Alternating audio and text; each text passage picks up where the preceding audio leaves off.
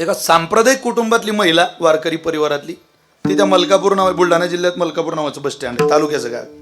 तिथं एसटीतून खाली उतरली, लागली व घुमायला. आश्चर्य, तापत्रे तापिली गुरुते गिवसिती लागली ना घुमायला. तिचं घुमणं मी पाहायला लागलो. आमच्या विनोद बोला, म्हटलं गाडी थांबवा, फुकट सिनेमा पाहायला भेटतोय, बाई पण भारी देवा. ती घुमत होती, सैल्या सैल्या सैल्या. मी फार निरीक्षण केलं जवळून, म्हटलं कमाल झाली गड्या, आता देव कोणता या. तिचं चालूच ते सैल्या सैल्या. तो कंडक्टर थांबला, ती जनावर मागच उभा होता तिच्या.